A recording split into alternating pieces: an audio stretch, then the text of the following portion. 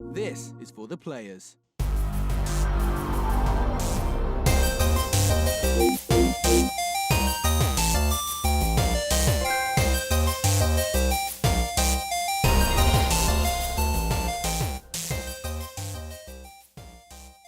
I'm Ryan Betson. I'm Max Cooper. And this is For the Players, the pop culturist PlayStation podcast. Over 40 years of playing PlayStation and 10 plus years in that games media combined. I'd like to thank you for joining us in this PlayStation conversation.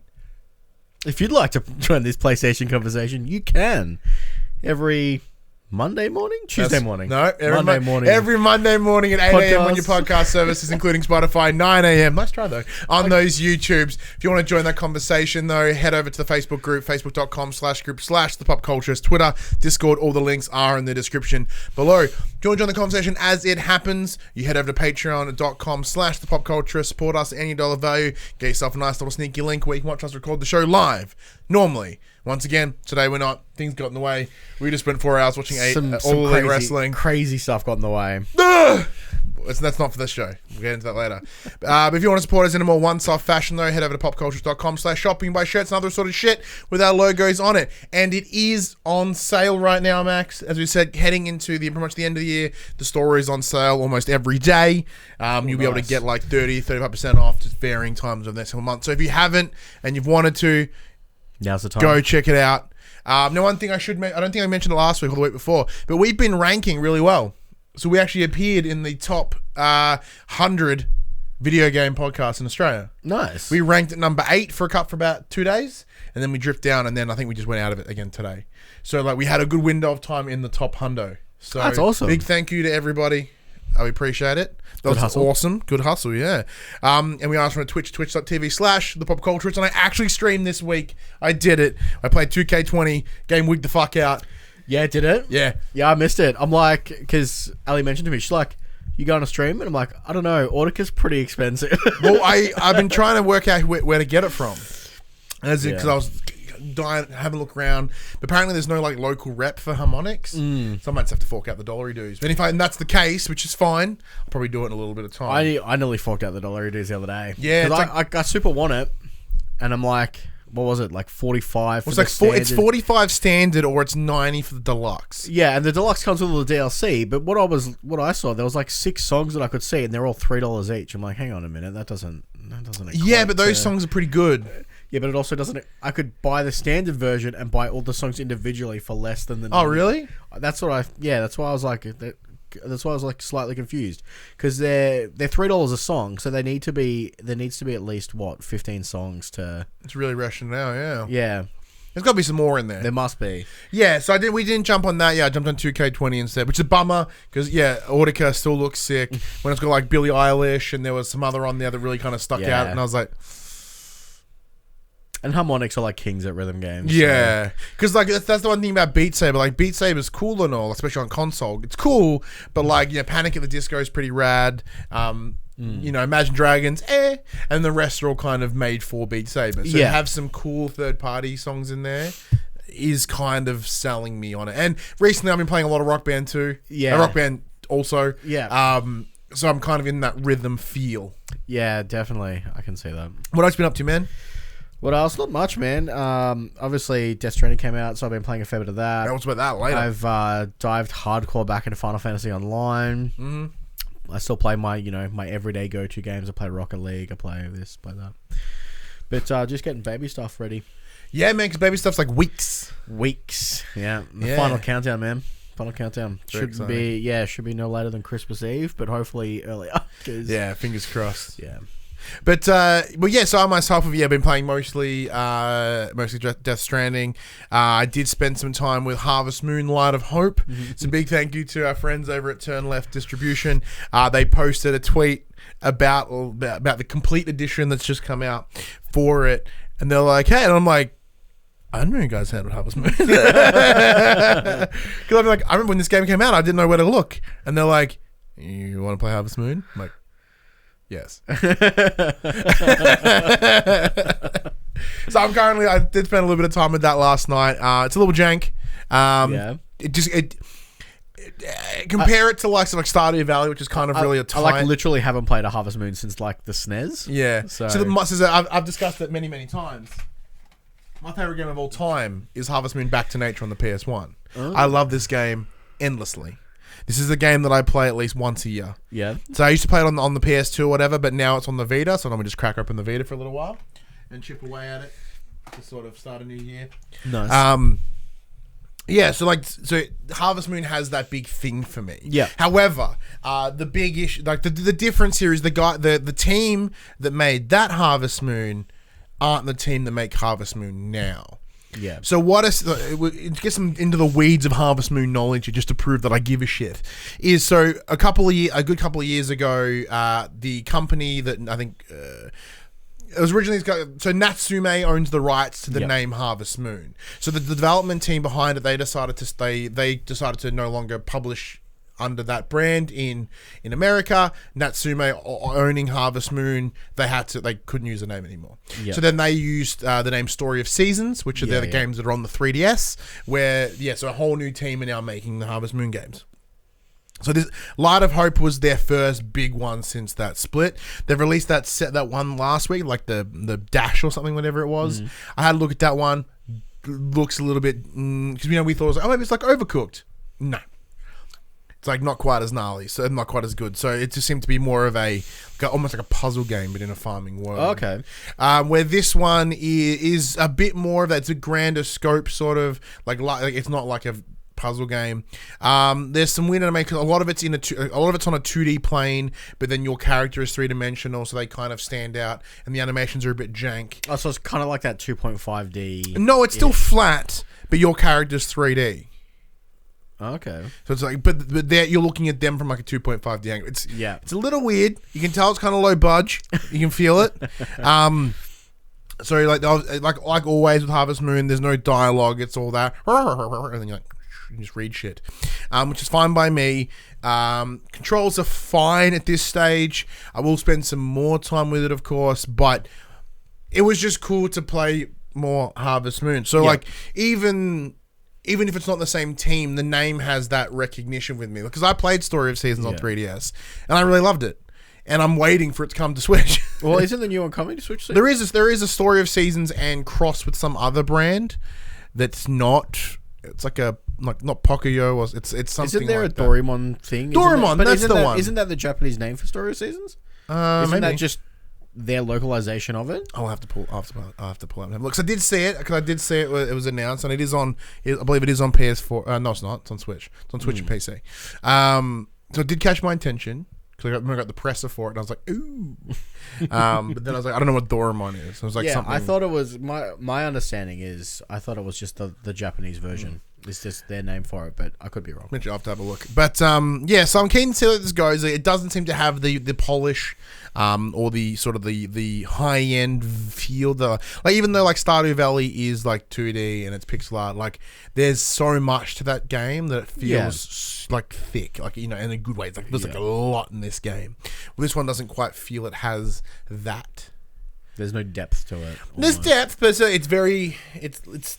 I'm still very early days. Yeah. And like I hope that as you play more and expand more of the world, you'll be able to get a little bit feel a little bit more deeper and stuff like that. Cool. I look forward to hearing more about it. Me too. I am forward to talking more about it because I'm as a big Harvest Moon fan. But yeah, what we're gonna do is we're gonna get straight into the news because my laptop will take a little bit of time to kick in. No, it didn't. That was fine. And then we'll jump into some Death Stranding talk with special guests. Let me just go here. I just realized the screen is very bright and there we go. Just blow out my face. Ready? This is a section we call Inform the Players. We tell you about what happened this week in PlayStation, and it kicks off with I guess some sad news. It's just conflicting news. More faces of Sony have left. Likely the most vocal PS Vita supporter, Gio Corsi, has resigned from PlayStation.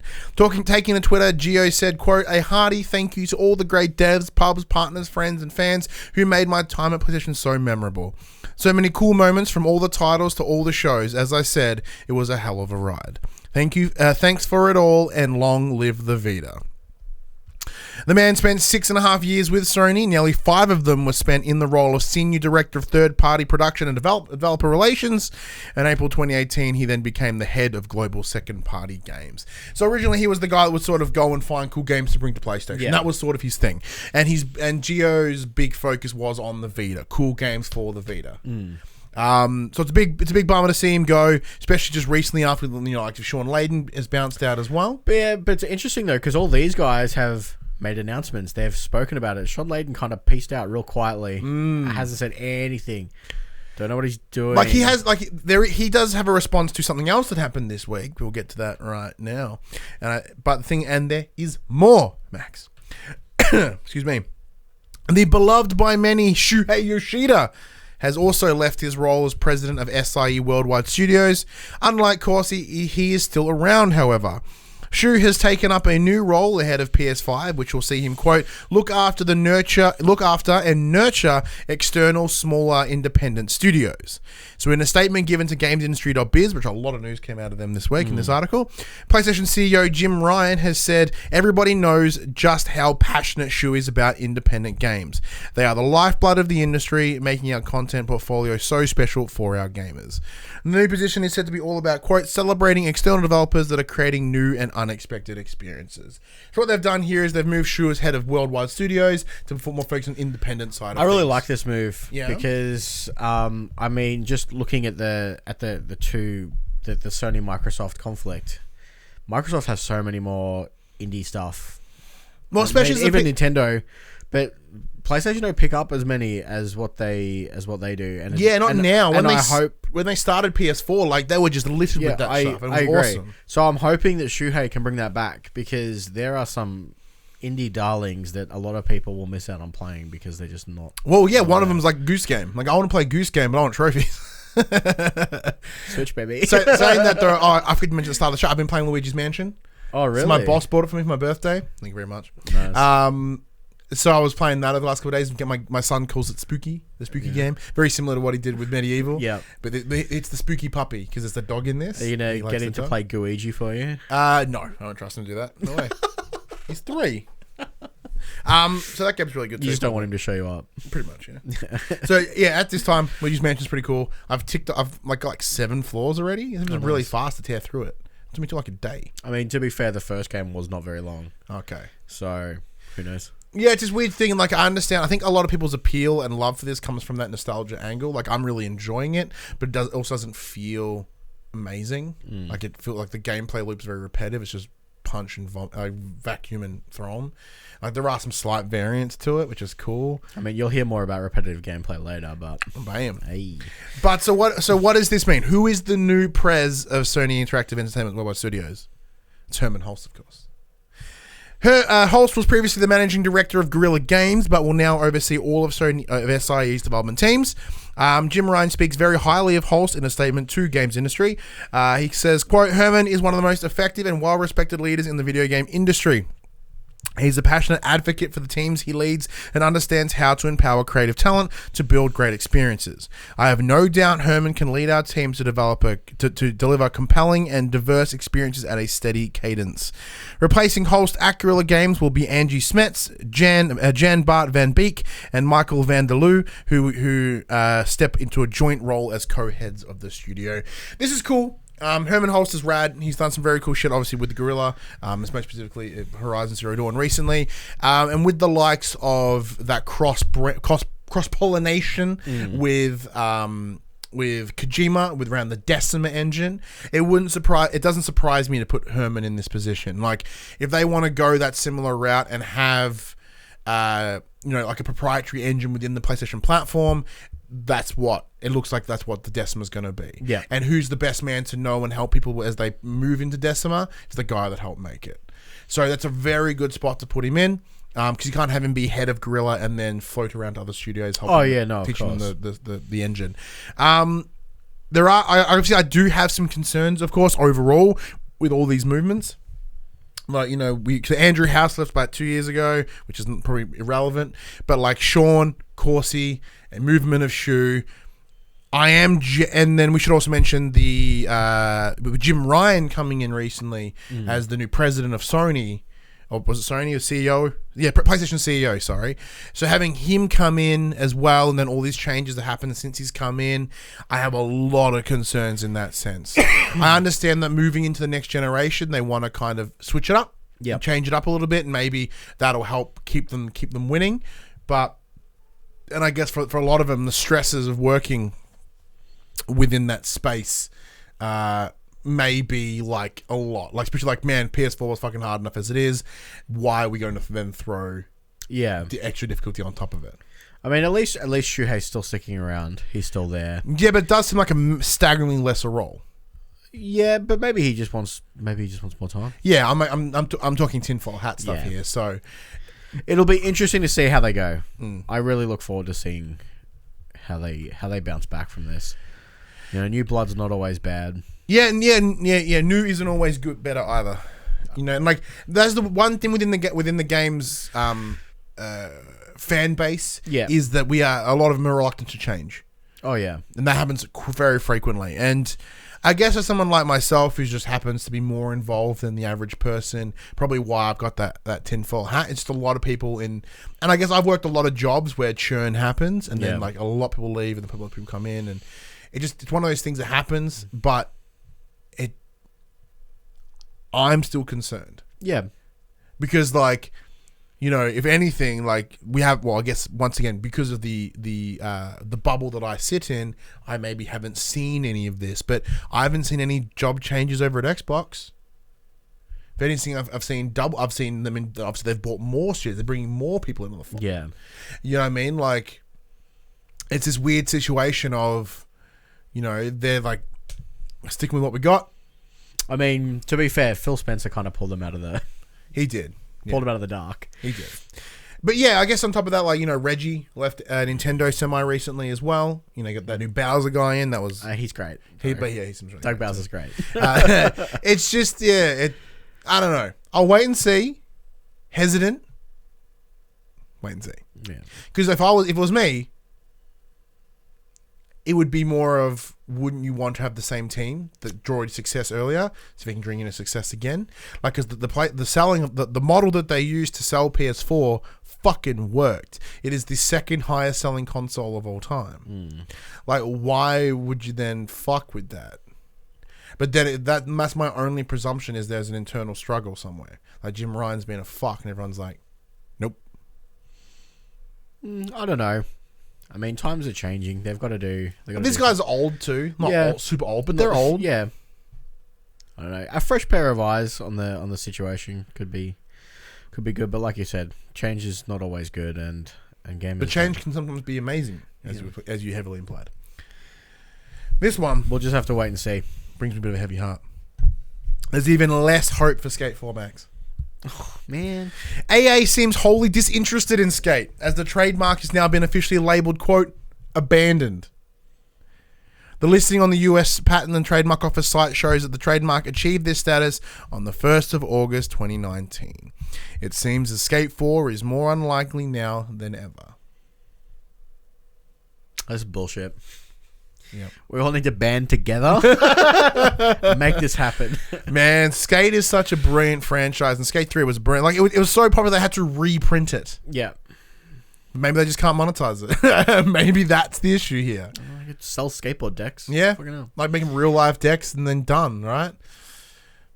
It's a bummer. It is. And like, I understand if there is a hesitance, it makes sense, because the furor around skateboarding isn't there anymore. Like, back in the early 2000s, or like the 2000s in general, skateboarding was huge. Yeah, well, when the Tony Hawk's games were in their peak, Skate came in because they were declining. Skate came in and took it over, and then they just stopped. And it was, yeah, maybe it's the same situation. Hurts my soul. It could be the other way, very similar to like Rock Band and Guitar Hero. Like, they were loved. Well, see, I see, and they came back, which is disappointing. But I mean, I get the difference between like Rock Band and Guitar Hero and Skate, for instance, is if Skate's sitting on a shelf, it's just a disc. If Rock Band's sitting on a shelf, you got all that plastic equipment that's taking up real estate. I used to see the big drums in my lounge. Yeah, that's what I mean. Like, stores don't want to stock them if they're not selling, because that's a lot of real estate space that's been taken up. But like, come on. Skate 4. The point I'm making is like maybe it's a vocal minority on the internet. Yeah, no. Like you remember like the example I always use is like Mirror's Edge. Everyone's like, we want more Mirror's Edge. Like here it is. Oh, no one bought it. Yeah, I was one of those people. Like I want it. But to be fair, Mirror's Edge Catalyst came out at the worst time. Yeah, they did. So that's the point I make. Maybe they're like, look, although it's cult, everyone's kind of stoked on it. But I still play Skate 3. Yeah, I play it on the Xbox. Yeah, because it's backwards compatible. Yeah, I play it at work. It's rad. But yeah, like maybe it's just that, like that's the line. Like fiscally, they can't. Yeah. You know, but they maybe they can't loot box it, but they can certainly monetize it. They could 100% loot box it. Yeah. They could put like just different Shoes. deck designs, shoes, stickers. Yeah, man. Maybe that's gross. People probably get really mad about that one. I put this one in there more for Josh, although he isn't here. Well, he was here earlier because we watched the wrestling together. Mate, if it's Persona, it's Persona. I'm down. Yeah, cool, sweet. Yeah, I just wrote Persona 5, I guess. Persona 5 Royal is off to a healthy start in Japan, where it's immediately jumped to the top of the software sales charts, as tracked by Famitsu. A PS4 exclusive this time, Royal apparently sold over 200,000 physical copies in its debut week, outpacing its closest predecessor, which is Luigi's Mansion, by around 50,000 units. Yeah, I nearly imported it. Our good friend Dash is currently playing it. Yeah. He used a Japanese account and bought it. Yeah, well, I nearly did the same thing. Both titles released on the same day, the 31st October in Japan. It is quite an impressive result of what is essentially an expanded re-release of Persona 5. The original sold close to $340,000 across PS4 and PS3 when it launched in 2016 in Japan. So while there is a noticeable drop-off, it perhaps not as a big a fall as you'd expect, especially once you have across two platforms as well. Persona 5 went on to become the series' best-selling game by some distance, as it has shipped 2.2 million units as of May last year. Which is crazy because it was their first. Oh, I don't think it was their first, but it was they went from going handheld to home console. Yeah, and also in Japan, handhelds are like the jam. Yeah, that's true, and this is their first like massive success. Now, within there are vocal communities around Persona, like unquestionably, but like Persona 5 is the one that really breached that public. When my fan just kicked in my laptop for some reason, it has to take off. Sometimes it forgets the laptop's like, oh fuck, and then it's like, I'm really hot, and then it goes nuts. It'll stop in a second. Will it though? Will it though?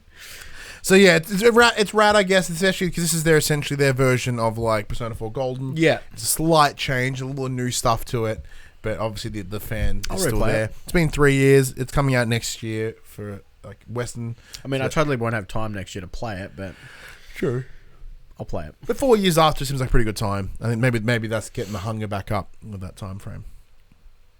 Next one, Call of Duty updates.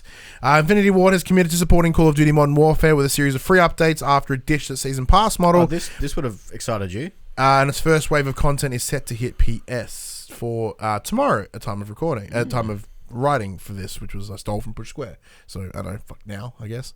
2 new maps are on their way, and the classic hardpoint mode will give the game's multiplayer offerings a welcome boost. Yeah, was it you that was complaining about? No, I want Kill Confirmed.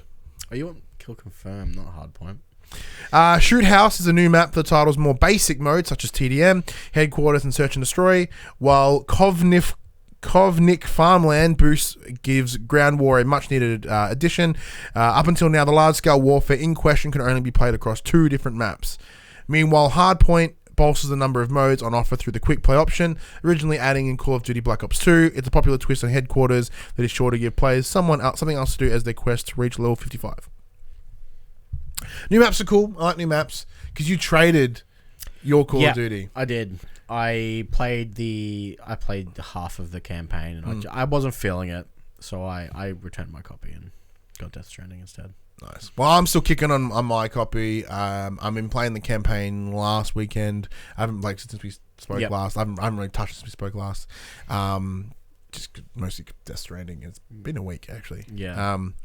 But I really enjoy that campaign, and I want to see it through. Yeah. I don't know how long multiplayer will sit with me.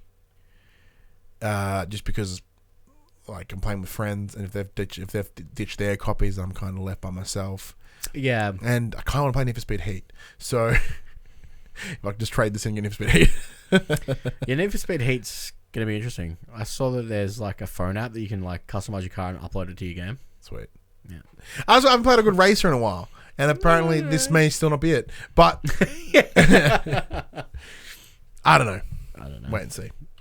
Now, one thing that hasn't dropped in Australia yet is PlayStation Now. So it's this the whole streaming service, as with Stadia, right around Stadia comes out in like 3 days, 4 days. Does it though? Not in Australia, but does it though? Yeah, Like, there has been absolutely a lot of people are saying like, didn't they announce that they're like, hey, your wireless controllers aren't actually wireless for a while. We have to patch that in. You'll have to cable them. The drivers don't work properly. We're going to patch that at a later date. And a lot of people are like really shitty because it's only out for the people who bought the Founders Edition. So these are people who have paid to use it, and they're like, all the services aren't even going to be running at launch. How bad? Fuck. Like I've because I just don't care.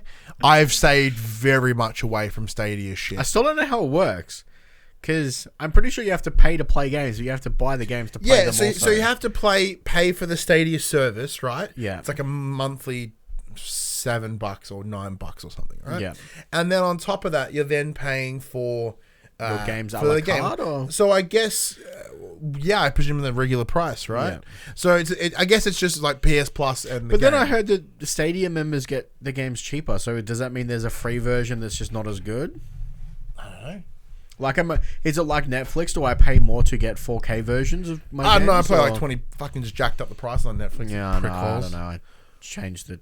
I don't know. Mum said she'll pay for it now after mooching off we it have for 4K years. TVs and we have like 7 people use it. Like, Yeah, well, I'm the same. I pay for the 4K version, and I have for years. Then I rang Mum and I'm like, I'm cancelling Netflix. She's like, no, please, I'll pay. And I'm like, okay. yeah, we're gonna have to say to like the 9 other people from Millie's family that use it, I'm like, all right, fork up. Yeah. Well, I want a Disney Plus. I'm like, yeah, I'm the same. Disney Plus comes out this week Netflix. because I heard Disney Plus is going to have like all 30 seasons of The Simpsons. It's going to have X-Files. Like, hopefully it has Futurama, and then I'm going to just be erect constantly. Yeah. Well, yeah. I said to Mum, and she's like, yeah, I'll pay for Netflix. Don't cancel it, please. I'm like, okay. Cool. So PlayStation, they want to have a different position around the streaming platforms, right? So in the same way that if you look at like Xbox, what they're doing with Games Pass, and they're dropping their big releases day and date on their streaming service.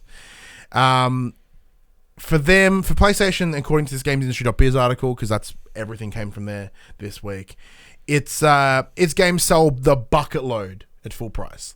Like whenever they drop a new game, it comes out bangers, and it's not an issue, right? And it simply would not be cost effective right now for them to hand them out for PlayStation Now. It's compromised, increasing the value of it. Oh yeah, so by doing so, it would compromise or increase the value of its streaming service by offering popular but not brand new titles like GTA 5. Right, so rather than... Did they recently add God of War to it? Yeah, because the game's been out like a year or so at that point. So it's smart. Yeah. These people that would have waited a year to play it anyway because they couldn't have, may not have been able to afford it, they can now play that monthly, and then they get a ton of games. Because as PlayStation Now is heading towards PS4 stuff as well, it's better. Yeah. I appreciate them for not doing the day and date stuff, which is cool. But... adding to this, but could we see all PS4 exclusive launch onto the service in the future? Quote, our stance on the inclusion of first-party games in PlayStation Now in terms of what we've done this month is very different to our stance 12 months ago, says PlayStation boss Jim Ryan. Right now, given how some of our first-party IP is incredibly special and valuable, we just want to treat them with amazing care and respect and have those launches be clean and pure. So it's not happening then, and why should it? The Last of Us Part 2, for example, is almost guaranteed to be over 10 million units, and when it drops next year, and we wouldn't expect Ghost of Tsushima, to be a million miles behind it. The fact of the matter is that Sony doesn't need to change tactic right now because the traditional model is working for them. Yeah, which is fair enough. I completely agree. Like this is the one thing that I always wondered about, because I talked about this previously. So with Gears of War, right, dropping day and date. That's like it's almost tough to understand. Like Millions of people are playing it, but it's selling poorly. Yeah. On paper. But like there has to be incentives in there from the studio, but it's just when games are selling for like $60, whether that be US or Australian, right? That seems like the percentage of that would go to the dev team seems greater than a $9.99 a month subscription. Yeah, but they probably get, I would imagine they would get some kind of benefit as well. I'm sure they get like a lump sum payment for joining. I imagine they would too. But like, take me for instance, I wouldn't have bought Gears of War 5. I played it because I had it available to me. So they're at least getting something from me when, if it wasn't available, they would be getting nothing. Yeah, it's an added bonus. Like, yeah, it's rather than some of the money than all of the money, I suppose. And I appreciate that approach too. But like, does it change? Are you gonna go buy it now? Are you gonna go buy the other Gears of War now? Like, what is it? Has it changed anything? I mean, no, because all of them are there. That's the you know what I mean. It's not gonna make me go. I'm gonna buy the next Gears of War now. Like, I really enjoyed it on Games Pass. I'm gonna go buy it. I might not buy it, but I might try the next one again. I might play it. I'm not being very cynical towards this, but yeah, I have an issue with, like, Outer Worlds, right? I guess now that Microsoft owns Obsidian, it's probably a bit different. But it's a situation of like, well, I mean, they could have seen a lot more money. I know 3 people who bought Xbox Game Pass just to play Outer Worlds. Yeah, we'll be for $1 for the first month. Yeah, and none of them are playing Outer Worlds now. They're all playing Forza. Yeah. Yeah. So there's the incentive. I imagine like it's very similar to Spotify. Maybe they get a bump for how many clicks they get or how many downloads they get of a particular game. And I imagine they still would have got some good, presumably, money out of it. But it's just kind of like, I don't know. I would personally want to support the devs by buying the game. Coming from a guy that gets codes most of the time. It's a very weird stance for me to have. Yeah, it's a bit of a weird stance for you to have, but... and finally, the quick bits. The Mass Effect Trilogy remaster rumor was a dud, as expected. Yep.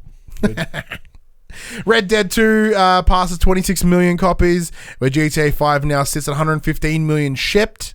That's 5 million in the last quarter. Yeah. Some games don't even sell 5 million in their lifetime. And GTA is like 30 years old now. It's still going. And Star Wars Jedi Fallen Order trophy list is out, because it is out this week. And it looks like it's mostly collectibles, so it should be a relatively easy plat for those that are interested. Depending on how bogus the collectibles are. Yeah, that's true. So I was thinking about it, because I want to play it. I want to play it too, but I had this conversation with you earlier where I really don't want to give them money. Well, I said I've held firm, and I still haven't played Battlefront 2 yet. Period. Yep. Yeah, because I took that stance on it unnecessarily, and very rarely do I stick to my stances. But this time I have. Damn it. So now I'm going to reward myself with the next Star Wars game. So I'm going to play another Star Wars game instead. But anyway, that is all the news this week, Max, as we have a chat to the players about the Division. Not the Division. Death Stranding, mate. Death Stranding. Now, as I mentioned, we're having a very special guest for this discussion on Death Stranding. You may know his face from a while ago. He hasn't been on camera in a little bit. He's a bit camera shy these days. Yeah, a little bit. He's done a lot of work behind the camera, especially over PAX weekend. It is Dylan Boaden, the unseen third member of the Pop Culturist. He's in the other room, so we're going to have to stop the recording and then come back. Like now. Told you he'd be back, and there he is. That's the third face of the Pop Culturist, the camera shy one, as I said. Dylan Boaden's back. Hey, man. Hey. How you been? Good. With over 6 hours of Death Stranding playtime behind me, I decided to throw my hat into the ring. How are you betting, Ryan? No, he's doing more than me. No, I'm not that far in. That's why I thought I'd bring Max and Max. Oh, topic of the conversation, Death Stranding. It's Hideo Kojima's latest release. Came out last Friday. Big thank you to PlayStation Australia for providing the code to allow myself and Dylan to play.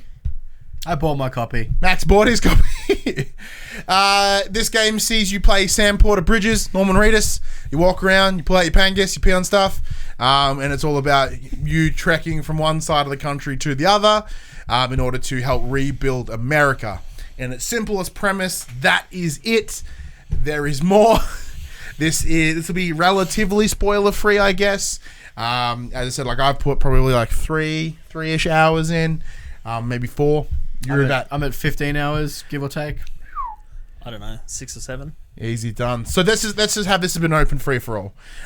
What are you thinking of it so far, Dill? Brilliant.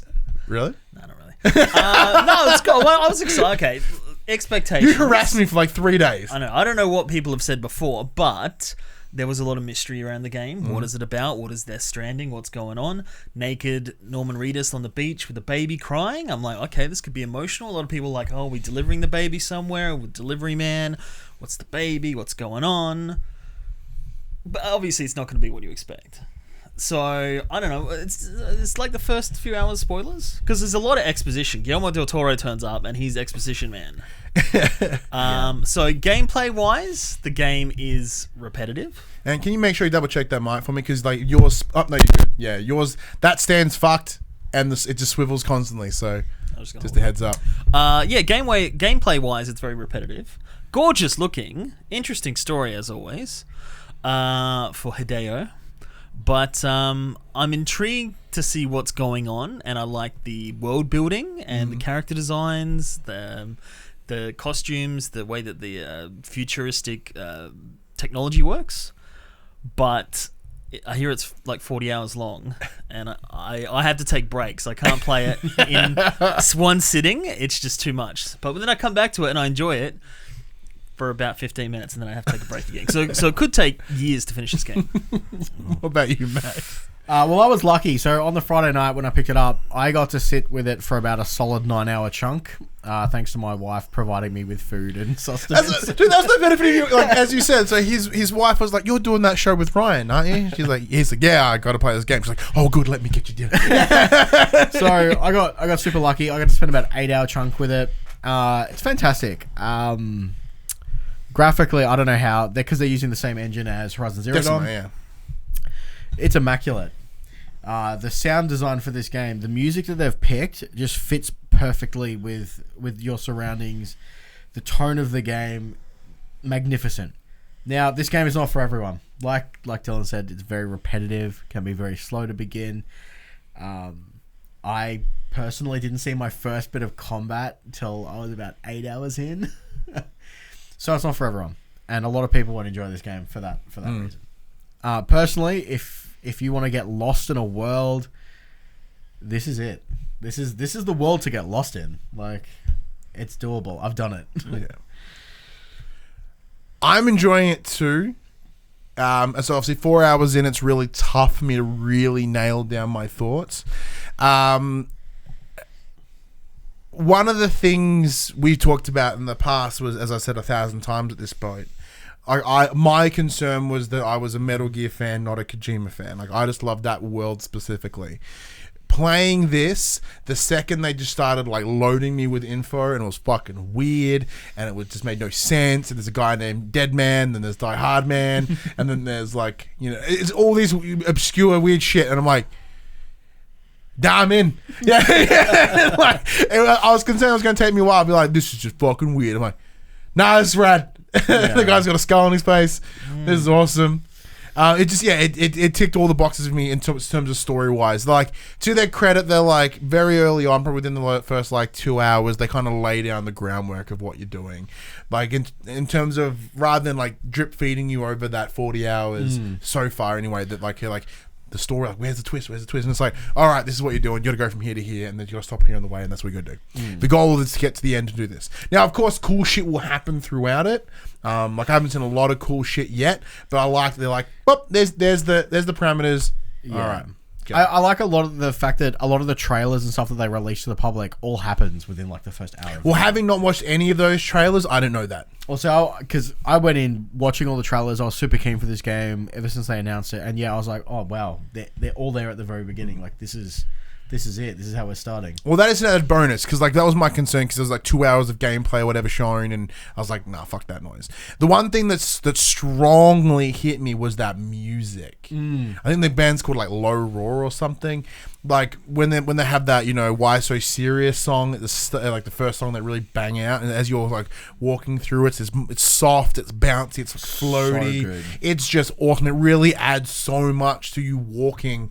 Just literally walking. The big joke is, you were Amazon. Like, you were just hiking, delivering assorted shit from one location to the other.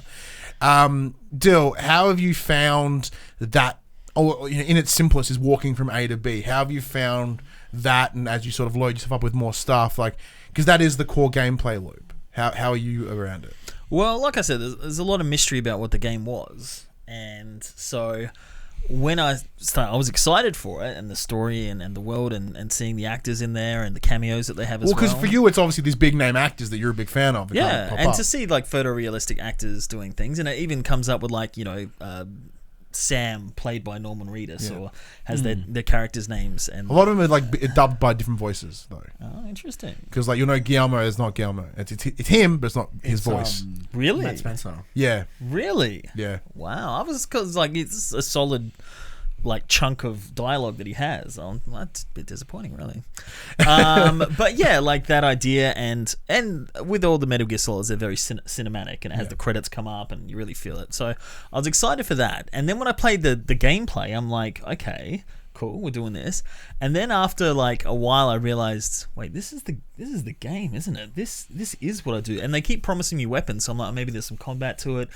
I found the motorcycle again and crashed it repeatedly. I literally drove it into the water, and then it went down the river, and I'm like, reset. And thankfully I went to a part where I hadn't lost it, but I loaded up my motorcycle with all sorts of gear, ladders and ropes, and then I couldn't take it over the hill. So I'm like, fuck. And then anytime I wanted a rope, I'm like, shit, I didn't have any. Like, they're all on the motorcycle. But yeah, like you said, the music, it's kind of like, you know, like The Graduate had Simon and Garfunkel for the whole soundtrack. Harold and Maude had Cat Stevens. So he like specifically chose this band that sets the kind of Enya style mood to the Lord of the Rings kind of mountains, and really sets the tone of it. But yeah, like once I realized it was a walking simulator, I was like, okay, right. And then the horrible thing is, like, I likened it like Legend of Zelda, not Ocarina of Time, Breath of the Wild? Breath of the Wild, that's one. Where it's essentially that. You've got your endurance, and you can go underwater for so long, you can walk for so long, you can climb for so long until you get tired. You just chug Monster Energy drink. Except, yeah, Monster still survives in the future, but you can't, like, shoot arrows, you can't do any of the Horizon Dawn style gameplay, you know what I mean? So I'm kind of like, right, okay, we're walking, and then I get like stuck in places. Like, you don't have, and I don't think you ever will have like wayward points where you can jump to one place to another, because the whole point of it is the slog, is the journey. Have you unlocked these solutions to these problems? Yeah, so I have a few answers to these problems. Oh, good. I mean, you know, they're all tied to story, so I don't want to spoil anything. But it's interesting you brought up the motorbike, because I had it for about 2 seconds. Because I was on a delivery, and some of the deliveries have stipulations. So mine was, packages cannot be submerged. Now, to get where I needed to go through a river. Now, in the opening cinematic, this game taught me that this bike could jump gaps. Turns out, cannot jump gaps. I just went off and landed in the river. Bike blew up. I lost all my cargo. Yeah. Even if you take a run up as well. And then it took me another 5 hours to get another bike. Damn. Yeah. It's rough. Do not lose that first bike. And it runs out of battery pretty fast as well. Yeah, but you can build generators. Yeah, so you can at least be like, oh, my bike's out of battery. You just jump off, build. But when the battery of the bike runs out before I get to my destination, and I've already walked that distance, I'm like, man, how long was I walking for? If this bike takes forever. Yeah, when some of the packages have stipulations on time limits, you're like, how am I actually gonna get there in like half an hour? Because you gotta plan this shit out. You're like, have I got enough rope? Have I got enough ladders? I mean, the good thing about that is you can jack other people's ladders and ropes that they've left in the world. Well, that's the problem, because I could not for the life of me unpack a ladder. I'm like, okay, I got it.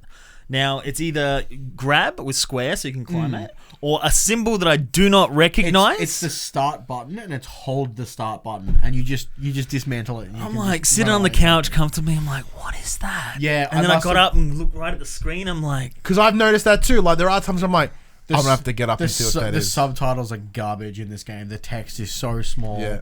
Like, and I'm playing on a monitor screen at the end of my desk, and I struggle with my glasses on. So I can't imagine the people sitting 3 meters back at a TV. Yeah, so like I'm playing on a 60, and and I have to like get up and then sit on like the footrest thing and be like, huh. And the amount of information that's there, like whenever you complete a mission and it's like this, and then your star gets more skills, and there's like 15 things. I'm like, and you can like super skip, but I still want to see the points go up and feel like I've done something. Yeah. So I don't read any of it, but I'm like, there is so much text. Is any of this relevant? Because I'm not a guy who levels up, and I hate any of that. I'm just like hack and slash all the time. So it's definitely worth it. So what that does is, for instance, the more packages you carry, if you deliver multiple at once, it increases your carry load. So you just become stronger. So instead of being able to carry 120 kilos, you could carry 125. Which does help in the long run because everything is weighted. Yeah. One thing I have found that was interesting is because I was doing my first trek. I've just delivered a body which already had a time limit on it. Not no story spoilers or anything. And then I was like, as I'm carting back, they're like, hey, deliver X to Y. I'm like, sick. Picking up all these random shit that I find. Like, oh, what's that? Boop. Oh, what's that? Boop. And like I'm fine with weight because the one thing the big game mechanic is staggering, right? Like stumbling. So you have to constantly be aware of how you shift your weight. So there's a lot of L2, R2, L2, R2, just kind of keep it. I just hold them both, and I just fucking hold tight and walk. It's a little bit slower, but it works. Yep. But one thing, that's the rain kicks in, and this is like some fucking acid rain or something. So it's like, your package is getting damaged. Find cover. I'm standing in the middle of a fucking field. I'm like, for how long though? Where? Yeah. Well, have you gotten to a point where it's not just rain, there's high wind, and if you have your packages stacked incorrectly, the wind affects you worse? No. So if you've got a really tall stack, the wind just blows you over. And then you damage all your packages because you've dropped them all. It is the worst. Like... Yeah, so it's like, find cover, and there's nothing. Oh, yeah. It's just fucking hills, and there's like no caves. I can't stand next to something because the rain's coming in all directions, apparently. And then it's a situation that you get there, and it's like, oh, that shit's damaged. I'm like, well, fucking duh. Is there a blanket? Like, I'm wearing a cool thing where I don't get acid burn. Can I get that in a blanket form? So you can repair boxes. You can repair boxes. Oh, can I repair? To an extent. Yeah. Well, you can 100% repair them. Oh, really? With spray? Yeah. Okay. If you just keep spraying, they'll go back up to good. Okay. Well, there you go. That's something I didn't know. But that's also locked to you have to unlock it. Like, fuck. Almost everything you get in this game needs to be unlocked, Which is fine. which is great. It gives you something to work towards. But there are times where you're just like, how am I supposed to get this far? Yeah. Especially when it rains, because when it rains, the bad guys come in. Yeah, so the BTs, which we talked about. What does BT stand for? Do you know yet? I know. Big thick. Big trouble. Yeah, big trouble. Yeah. So the BTs are these, like, they're kind of the unseen bad guys. And in any of the trailers you've seen where there's like random dudes just floating around, but you kind of can't really see them, that's the BTs. So there are these sort of, like, I guess, interdimensional almost creaturey things. I'm sure that gets explained later on. But yeah, when you see them, the baby kicks in, and you've got to just like fucking slowly tread your way through. It's bucket and rain, you just got to like fucking tread. And one of the mechanics there is you have to hold your breath if you get too close because they can sense you. But if you're holding your breath, you can't hold your bag. If you can't hold your bag, and it's it's like, and then if you hold your breath too long, you run out of energy, and then you like pant afterwards, and then they get attracted to you, and then you sit there and chug Monster Energy drink while like they come taking out. a leak. Yeah. So is that so I'm playing on hard. I'm also playing because on hard. I want the trophy. Like I said, with knowing there's minimal combat in this game, I'm like, cool, that's probably where the difficulty is. If I can push through those parts so I can get that trophy at the end. Yeah, well, that was my reasoning as well. I'm like, this is going to be exposition heavy, not combat heavy. I can probably get away with hard. Yeah. And because as of yet, I'm not having not played easy. I don't know whether that difficulty it takes a part in how I carry shit. Like, am I more unstable because I'm playing on hard? Yeah. One thing I want to ask you both: did your when you start the game, it comes up with your birth date? Was your birth date in any of the star signs? My birthday was like last week, so no. Because mine wasn't either. I didn't fit into any of the constellations. What's your? It said I was good or whatever. Like the 4 that it had, and mine was in one of them. Said this is good for something. I'm like, all right, cool. For dooms. Yeah. I have no idea what it does because I wasn't one of the lucky few. On very easy, I don't know what it does. But the game was pretty easy. Very easy, I would say. So are you find that you are stumbling a lot, like as in? Because I noticed that's if what I turn a little too sharply, would be, like that. It's just harder to move. Oh yeah, if I turn my camera angle too much, I just jack to the side. Yeah, I'm jacking off like a trailer. Yeah, It depends. I mean, I stack pretty high, but fundamentally, I don't enjoy the concept of the game, so it's pissing me off. So I'm like, I want to like, for example, like you've got to traverse across the United States or the UCA, and I'm about halfway on the American map, which is surprising because 50 states, and it didn't take me that long to walk there. It's long, but not like America. if it was real, it'd be horrible. Yeah. So there was a part where because all the fucking places so far are like Knox City, Port Knox City, fuck Knox City, shit Knox City. So I'm like, right, okay, which one am I going to? So you have to go. Sometimes you go travel so far, and then you, for some fucking reason, even though there's grams everywhere, so they project themselves and report to you, you have to travel back to the capital to get instructions to go on your next mission. So it was Port Knox City I had to get to, which was the furthest point that wasn't on the map yet, but I saw where it was on the map when the mission started. Somehow I accepted the mission and died. Then I started again, but forgot to accept the mission. So I fucking traveled for 2 hours through those fucking Death Stranding motherfuckers, got there, and I'm like, fuck, finally pressed the fucking button, and it's like, all right, I want to upload my cargo. I've got it on my back. Like, no, I can't accept it. I'm like, well, I got my keys. Can I put my keys in and put it on the link? No, you haven't accepted the mission. I'm like, I go back to the map, and it's like, yeah. I'm like, are you fucking kidding? And I reset the game, and I'm like, still there, and I'm like, all right, I'm taking a break. So that was a bit annoying, having to travel so far when I didn't do the right thing is just something that really irks. And I get like sick of walking. Can we talk about what the BTs do, at least initially? Yeah, that's fine. It's being trailers, so yes. So initially, if you're walking, starts raining, your little thing comes up, and you're like, it does a first little perk up, and you're like, oh, fucking, here we go.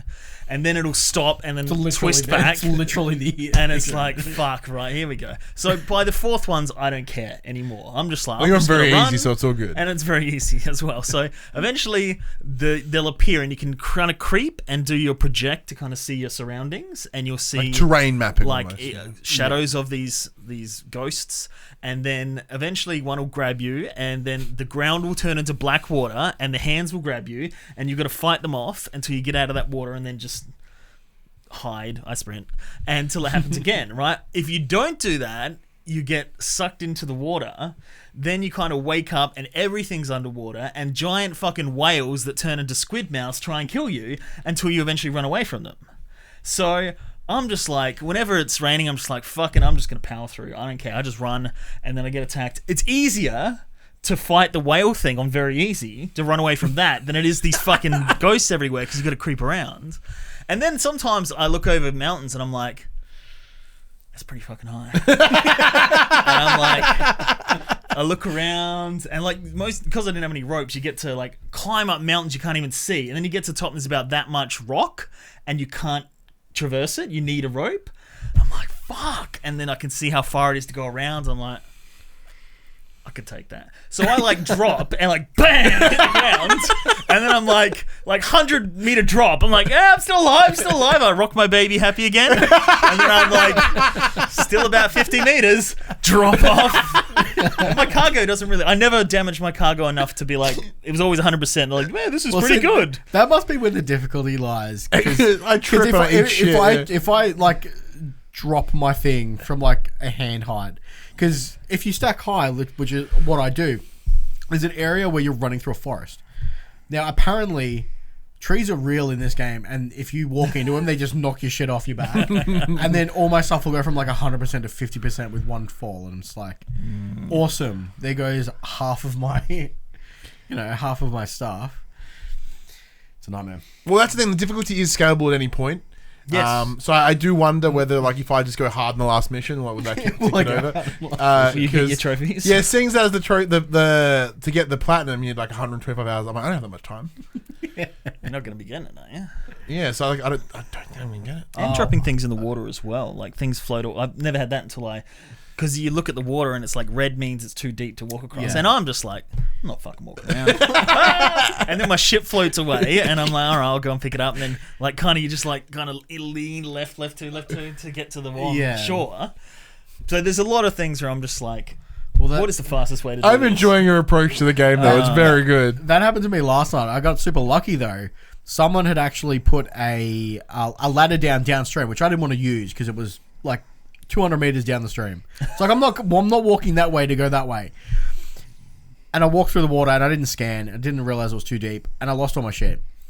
Luckily, it all stopped on the ladder that was downstream. so I ended up walking down there, picking up all my shit out of the river off the ladder, and then walking all the way back up. Take the ladder too. And then Yeah. That's the thing I want to ask. Like, in the game, you can set up little things like happy things or dangerous terrain or watch out for BTs.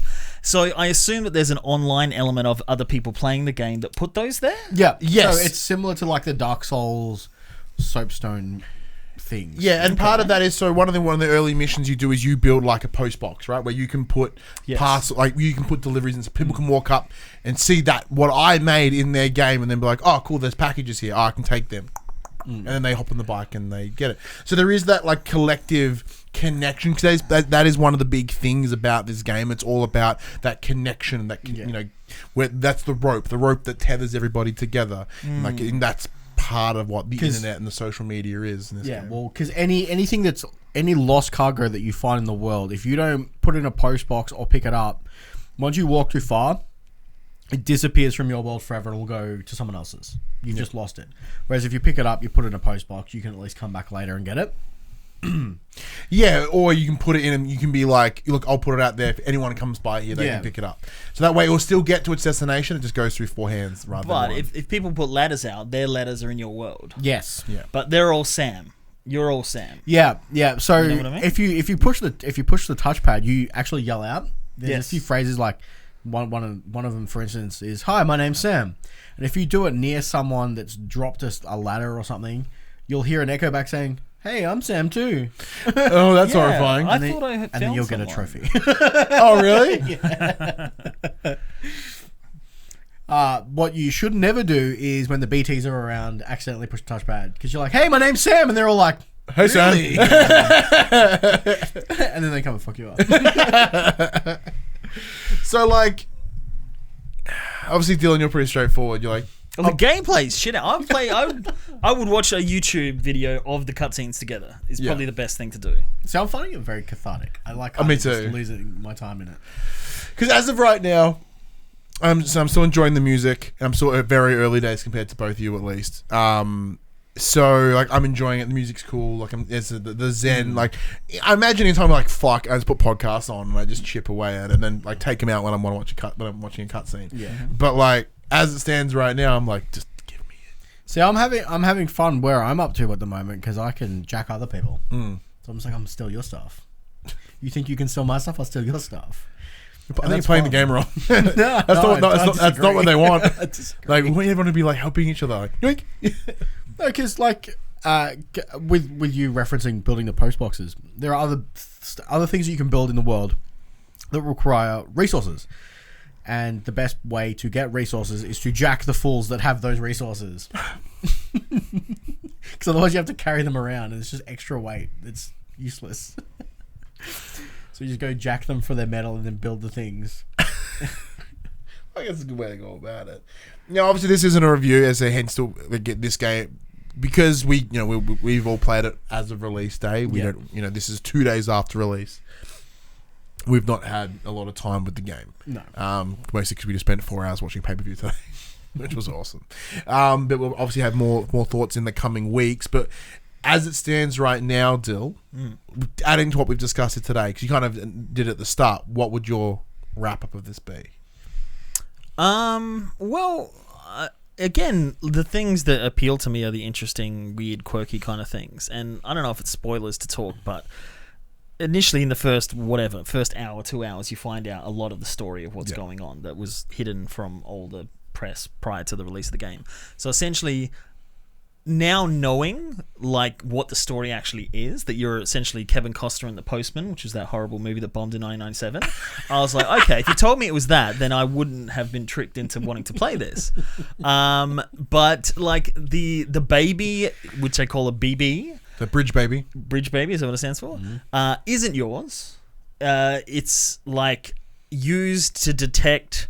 Like, it's like a budgie in a cage when you go into mines that have gas. Yeah. Right? Essentially, it just senses when there's danger around and cries.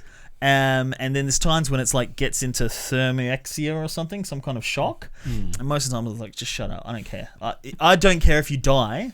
I'm on the way to the fucking place to put you in the thing. Just chill the fuck out, all right? So I don't care about Dylan's that. not a parent, just for clarification. No. But and the idea, like to see the powerful imagery in the game is interesting, and to see Norman Reedus, like he's got his handprints all over him, and you learn about him that he's like kind of like he can die but then be revived, but then he goes back to his body, and you're under the ocean, you're swimming, and he's like a compatriot. What is it? Yeah, I can't think of the word. A patriot? I couldn't pronounce it, and then somebody said, "I'm like, oh, thank you." It's like a he's a repatriate or something he's like a that. doom? Is that what you call No, it? He has dooms. Dooms is the thing within them. It's like midichlorians. It's the thing that allows them to perceive the BTs. Yeah. Oh, right, okay. So not only is he a courier, it's his job. His name, the courier company, becomes his last name. Because he's So it's Porter. it's the job title because he's a porter. Yeah. And he works for bridges. So But he was something before that, wasn't he? Sir something. Yeah, so the idea is, he was like a...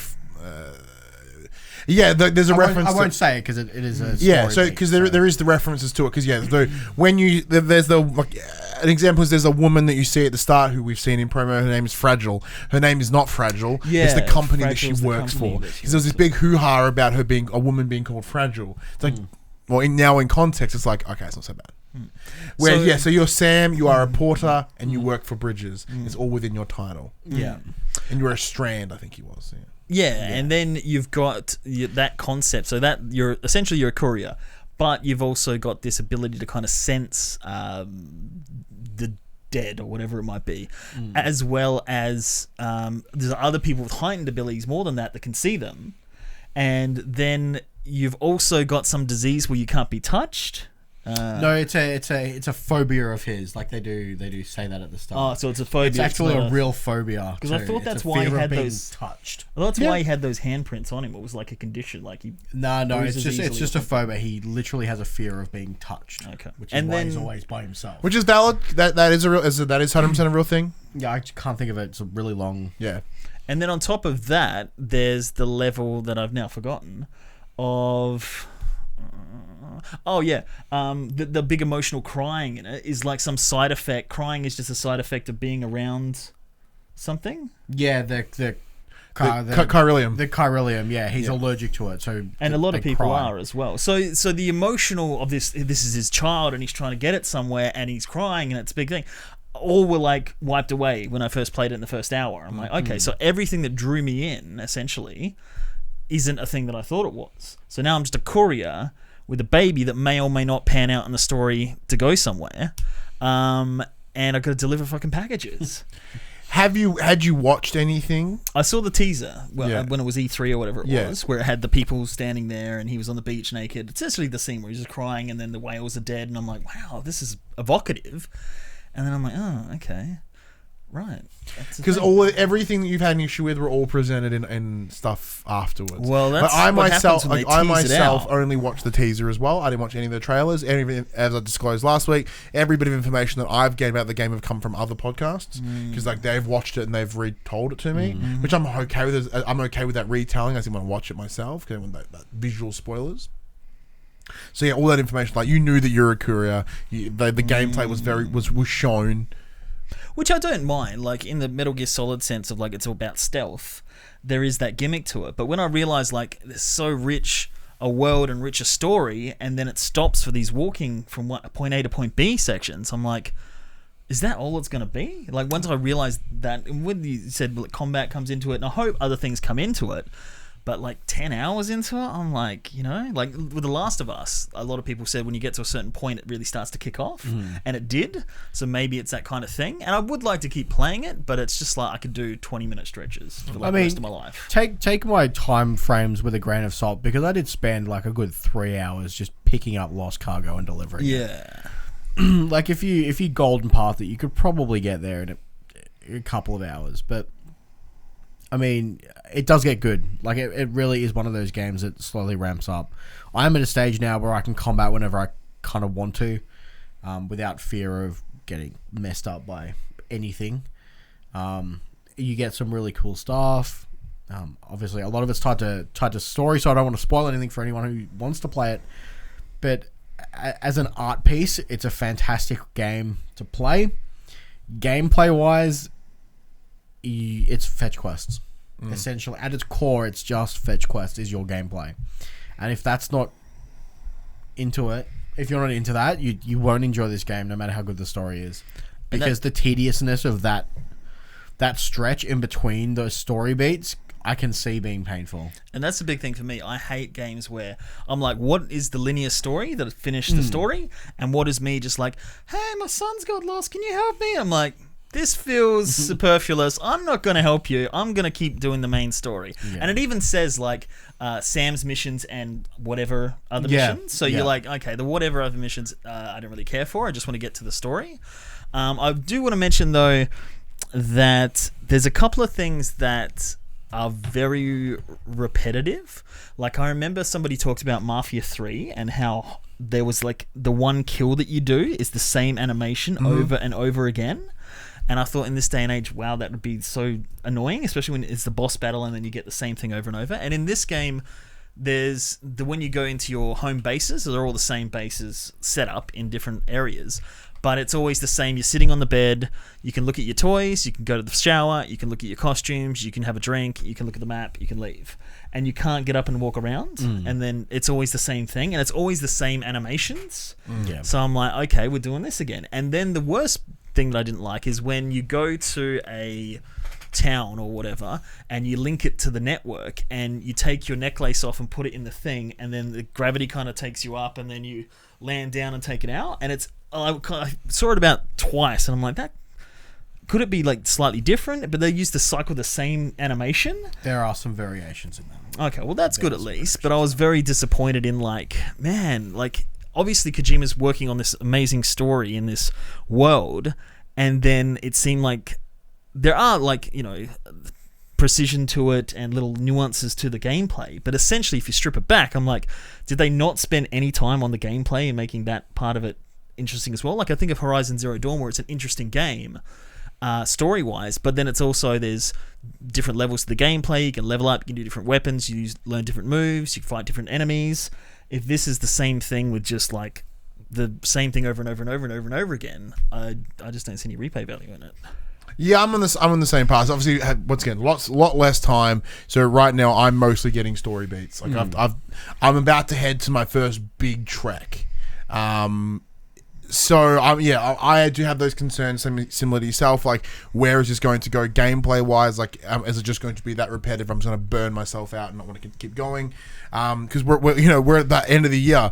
Like, I only have so many games that I can play. You know, I've still got Call of Duty to finish. I've got Outer Worlds to finish. Like, there's these games that are on my list that I could be having a more enjoyable time with.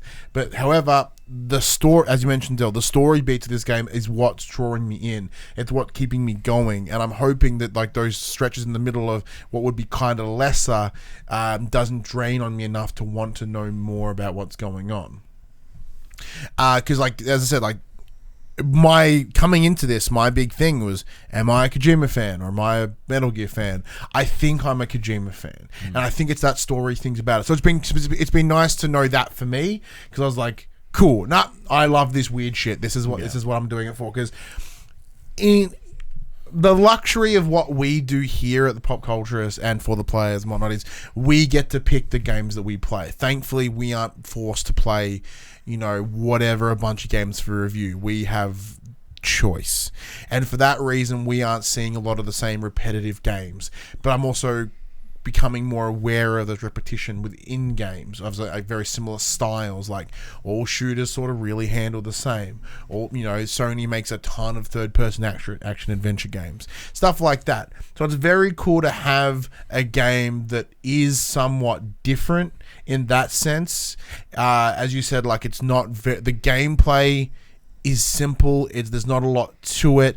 It's not what's going to drag you through it. Where something like Uncharted, the story is obviously brilliant, but the gameplay is so cool that it keeps pulling you towards, like as you traverse and swing and punch and kick and solve puzzles and all these different things. So, seeing that this game was done and released in 3 years, or announced and released in about 3 years, it's pretty impressive for Kojima style. Normally he's quite longer, so using Horizon Zero Dawn, that was about 5 years. So with that shorter production cycle, it is understandable why it may not have those additional heavy-hitting gameplay mechanics, but because a lot of it may have been working on story and building and creating the world, and there's outside Kojima Productions, they were assisted a lot by Guerrilla, obviously to make that engine work. So like they haven't done this alone, they've done it in conjunction, but it's just happened to be a shorter time. So like with that though, like it kind of go, okay, well I guess that's why it didn't take so long, because they got that, they worked out the core and they nailed it, and they just went, this is what it is, we're working with this. And I do appreciate that. As I get older and I don't watch a lot of movies anymore, I do kind of want those movie experiences still. Like there's something cool about that cinematic feel and cinematic vibe, and Death Stranding is giving me that without going to the movies. Because for some reason I don't, obviously Dylan and I are going to go see Joker next week, which I can't wait. But because with my wife and my kids, there's only so much time. So a lot of the time it's either me playing games at like 10 o'clock at night for a couple of hours, or I'm like having YouTube on in the background while I'm doing something around the house. I can't really commit to a film and play games for this, or mostly just watch wrestling these days. So it's very cool to have that cinematic feel, if that makes sense. Any of that makes sense? Fuck, I got a bit rambly in the end there. But would it be better as a movie? TV series. TV series even? I don't think a movie would do it justice. I think a TV series would be nice though. That's what I mean. Again, fetch quests aren't for me. Slow paced walking around isn't for me. But I can understand the nuance in it, and the there is something to it. But I think has Kojima always been better at the crazy, like he has been in the cinematic craziness, because he's very the story's always been his strength. And just the quirkiness, like Mother is a big thing in the future apparently, the exact same branding for these drinks. And one time I took a dump on the toilet and AMC Ride advertisement came up for Norman Reedus. I'm like, and it doesn't care about breaking the fourth wall, because it's just like, I'll do more weird things. So that's what I like, and everything weird about it is the interesting parts of it. And so I think, is he better? Because with Metal Gear Solid, essentially it's a similar gameplay mechanic as it goes on. They just get wackier and zanier in the story. Well, yeah, because it's also that balance between weird and supernatural. Because it is very grounded. Metal Gear that is grounded in its sort of its military espionage, all this sort of really at least grounded. Where it began, and then on top, then they add layers of weirdness, like this is Vamp. His name's Vamp. He's a fucking vampire, like literally. Then there's like Psycho Mantis, who has kinetic powers, and all this cool shit. And it's just these layers and layers and layers, all within this very grounded core. And I guess the same here. It is a grounded core. It's this end of the world, and you're stuck, and all you have to do is trek from A to B. And then they add those other layers of weirdness on top, like that big, a lot of the anime influence as well. Like when you see a big fucking Colossus looking person, kind of in the shadows. Like I've seen that in an anime one of the guys I've worked have watched. You know what I mean? Like that, and just these big floating with big tentacle, big strands off their hands and stuff. Like that's always been there, and Metal Gear's always had that as well. It was that film influence plus that Japanese anime influence. So, and I think that's, as you said, that's where Kojima fits. It's the story that's always been the big focus for him. But Metal Gear's always played well as well. So this is where I'm not quite sure. Well, that's what I think. Like, as a movie guy as well, I know that he loves cinema and American cinema, with Solid Snake, Snake Plissken, and Diamond Dogs original Metal Gears having all the likenesses being like Mel Gibson and General Troughton from Rambo movies. So I'd like to see him maybe take a next step into filmmaking, and even if it is like a co-directing kind of thing with like Guillermo del Toro or something, because there's that language barrier, or he doesn't have the filmmaking expertise, even though they very much feel like films and a beautiful cinematography. But if that's maybe not the gameplay mechanic, still that same story and the same music and everything like that, it could just be whittled down into a movie or a TV experience. I'd love to see him take a next step and do something different, because people were like, after he finished Metal Gear Solid and Metal Gear Solid 2 and even 3 I think is classified as one of the best. Snake Eater. 3 was brilliant. Like, people were like, what could he have done with the 15 years between 3 and Guns of the Patriots? The Phantom of Pain. No, Guns of Patriots was 4. So Phantom Pain was 5, and he did that as well. Yes. Yeah, so between 3 and 5 and everything in between, the spin-offs and special ops and things like that, if he can do this in 3 years with this amazing new world, what could he have done in that time if he wasn't wasting his time doing Metal Gear all his life? So I want to see him take that next step and do something cinematic, because I think it'd be amazing. Yeah. Just like Kojima, this wrap-up got really, really bloated. Well, let us know what you thought of, or you're thinking of Death Stranding. Have you finished it yet? Are you still chipping away at it? Let us know. Comments below, Discord, Twitter, all those places, the Facebook group. But look, if maybe you didn't want to jump into Death Stranding, maybe there's something else in your thing. That game's done. That's last week. That's fucking old news, Max. Old news. Let's take a look at what games are coming out this week in a section we call Coming to the Players. I forget how sexual that sounds. As always, these come from the drop. Now, this is for the Americas, so all things may not line up with us. So, new PlayStation games for November 12, 2019. Kicking off Astroneer, PS4 digital retail, out on the 15th. Bee Simulator, PS4 digital and retail. Okay. Contagion VR Outbreak, PSVR digital. Doctor Who The Edge of Time, PS4 digital. Which Doctor is it? It looks to be the latest one. A new mysterious enemy threatens to tear apart the universe, and only you can stop them. Doctor Who The Edge of Time lets players embark on an adventure through space and time. Travel across the universe, visit alien locations, pilot the TARDIS, and solve the mystery of the controlling force behind the reality virus. Is this the VR? It doesn't say VR, but it may be the VR one, because I know that is out and about too, which is awesome.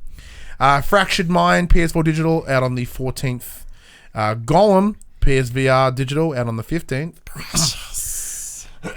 Not that Golem. No.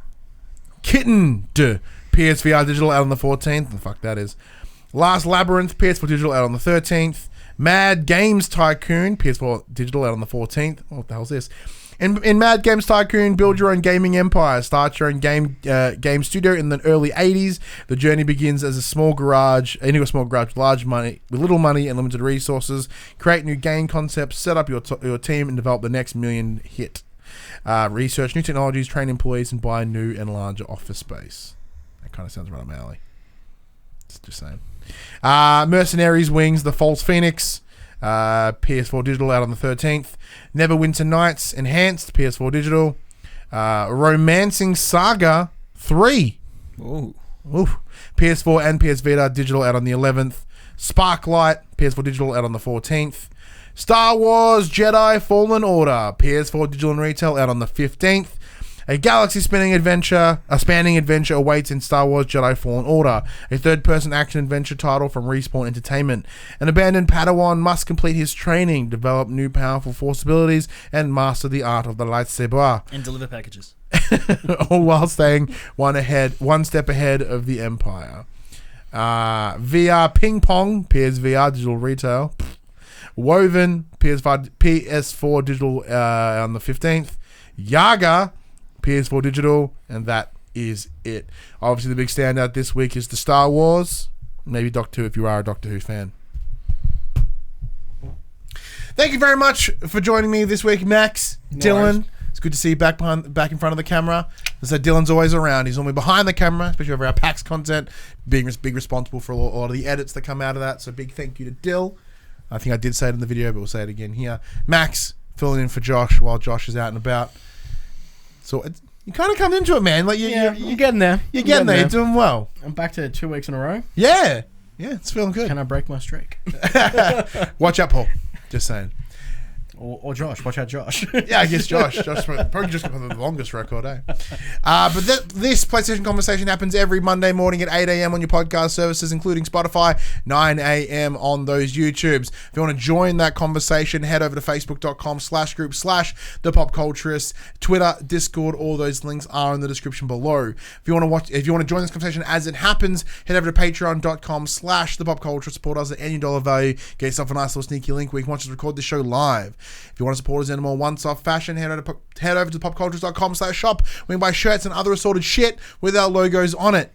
As I said earlier, shop is on sale pretty much now until the end of the year. 35% off at the best times. Go there, buy some merch, buy some for like your great uncle. Maybe you got him in Kris Kringle, and he's like, "Fuck, what do I get this guy? I've got $20."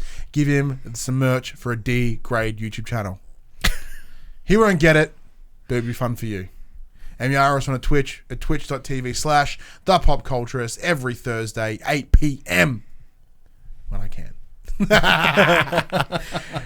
All right. So until next week, I'm Ryan Betson. I'm Max Cooper. I'm Dylan Boaden. And that was For the Players.